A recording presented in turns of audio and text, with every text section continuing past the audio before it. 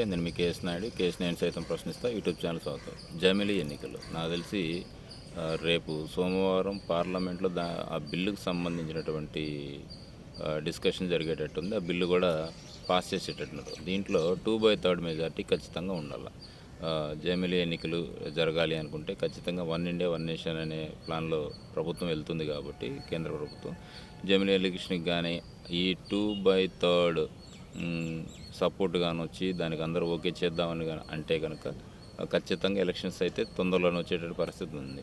So ఒకవేళ 2027 elections వస్తే మళ్ళీ 1 ఇయర్లో ఈ కింది స్థాయి ఎలక్షన్స్ కూడా జరుగుతూ ఉంటాయి. సో ఏది ఏమైనా మరి ప్రభుత్వ నిర్ణయానికి కేంద్ర ప్రభుత్వం తీసుకుంటున్నటువంటి నిర్ణయాన్ని స్వాగతించాలి. కాబట్టి రేపు జమిలీ ఎలక్షన్ సంబంధించి ఏదైతే నోటిఫైల్ ఉంటుందో దానికి మిగతా పార్టీలు సపోర్ట్ చేస్తాయా లేదా అన్నది కూడా ప్రశ్నార్థకం. కానీ కేంద్ర ప్రభుత్వం మాత్రం అన్ని పార్టీలు ముందుకు వస్తాయనే ఒక ఆలోచనతో ఉన్నట్టుంది. సో ఏది ఏమైనా ఇది కానీ సక్సెస్ అయ్యి అండ్ ఆ బిల్లు కానీ అందరూ ఆమోదం తెలిపి సపోర్ట్ కానీ చేస్తే కనుక తొందరలోనే జమిలీ ఎన్నికలు వచ్చే అవకాశం ఉంది. కాబట్టి అన్ని రాష్ట్రాలు కూడా రాష్ట్రంలో కాదు దేశంలో ఉన్న ప్రజలందరూ కూడా రేపు బిల్లు యొక్క పరిస్థితి ఏంటి, తిరస్కరిస్తారా ఆమోదిస్తారా అనేటువంటి సందిగ్ధంలో ఉన్నటువంటి మాట వాస్తవం. యాజ్ ఏ కామన్ పీపుల్గా జమిలీ ఎన్నికలు రావాలనే కోరుకోవాలి. ఎందుకంటే రకరకాల రాష్ట్రాలు రకరకాల తరుణాల్లో ఉన్నప్పుడు కంటే కూడా ఒకేసారి ఎలక్షన్ జరిగితే బాగుంటుంది అనేది నా ఒపీనియన్. Thank you.